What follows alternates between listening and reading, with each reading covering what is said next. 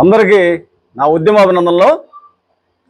ఈరోజు మన దేశంలో ఉన్నటువంటి అత్యున్నతమైన న్యాయస్థానమైనటువంటి సుప్రీంకోర్టు ఇక్కడ దళితులు క్రైస్తవులకు మారితే ఎస్సీ హోదా రద్దు అనేటటువంటి దురదృష్టకరమైనటువంటి తీర్పునిచ్చినటువంటి దాని మీదట ఆంధ్రప్రదేశ్ రాష్ట్ర మాల మహానాడు ఆధ్వర్యంలో అన్ని కుల సంఘాలు ప్రజా సంఘాలతోటి సోదరులు యువ నాయకులు అందరితోటి కలిసి ఈరోజు మీడియా సమావేశాన్ని ఏర్పాటు చేయడం జరిగింది.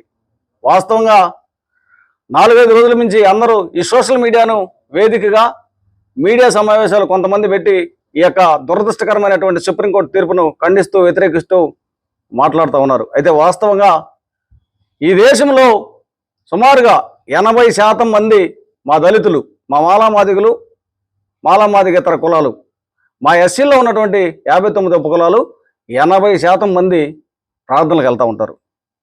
అయితే కేవలం 20% మంది మాత్రమే అగ్రకులాల్లో ఉన్నటువంటి వారు ఈ యొక్క చర్చిలకు వెళ్తూ ఉంటారు. ఇక్కడ జరిగినటువంటి సిచ్యువేషన్ అంటే దురదృష్టకరమైనటువంటి తీర్పు ఇచ్చినటువంటి నేపథ్యంలో ఇక్కడ రెక్కాడి తెగని డొక్కాడినటువంటి పేద ప్రజలు, ఆ తర్వాత పంచాయతీ నుంచి పార్లమెంట్ దాకా ఉన్నటువంటి ఉద్యోగస్తులు అందరూ వెళ్తూ ఉంటారు. వీళ్ళు నెలలో ఒకసారి దశంభాగం రీతిలో ఈ పాస్టర్లకు మరి డబ్బులు చెల్లిస్తూ ఉంటారు చందాల రూపంలో. అయితే వాస్తవంగా మీరు గమనించినట్లయితే చిన్న చితక పాస్టర్లు ఇళ్లలో పెట్టుకునేటటువంటి వాళ్ళే మా వాళ్ళు. ఈ ప్రార్థనకి 80% వెళ్ళేటటువంటి మా వాళ్ళు అక్కడ పెద్ద పెద్ద పాస్టర్లుగా చలామణి అవుతూ మేము దైవ సేవకులం అని చెప్పుకుంటున్నటువంటి మీరు ఉదాహరణగా తీసుకోవచ్చు. నిన్న సోదరుడు మందకృష్ణ కూడా ఈ విషయం మీద స్పందించి సుప్రీంకోర్టు తీర్పును ఖండించి ఈ యొక్క అగ్రకులాల్లో ఉన్నటువంటి పాస్టర్ల మీద కూడా ఖండించడం జరిగింది. ఆయన్ని మేము అభినందిస్తున్నాం. ఈ అగ్రకులాల్లో ఉన్నటువంటి పాస్టర్లు సుమారుగా 4 పేర్లు చెప్పుకోవచ్చు.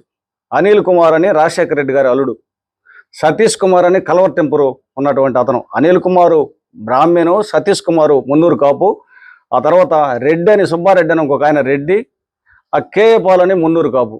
ఈ విధంగా చాలా మంది సుమారుగా 15-20 మంది అగ్రకులాలకు చెందినటువంటి వారు పాస్టర్లుగా చలామణి అవుతూ కోట్లు గడించి ఇవాళ భోగభాగ్యాలతోటి మరి రాసమర్యాదలతోటి మరి గడిస్తున్నారు. మీ అందరికీ తెలిసినటువంటి విషయమే.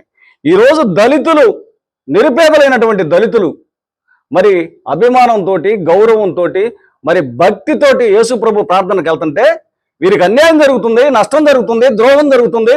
వీరికి మనం సపోర్ట్గా మాట్లాడతాము, వీరి నుంచి బతుకుతున్నాము, వీరి నుంచి భోగభాగ్యాలు అనుభవిస్తున్నాం అని చెప్పి ఒక్కడైనా వచ్చి మా దళితులకు భరోసా ఇవ్వాల. మేము మీ తరపు నుంచి సుప్రీంకోర్టులో రివ్యూ పిటిషన్ చేస్తాము, మీరు భయపడకండి అని చెప్పినటువంటి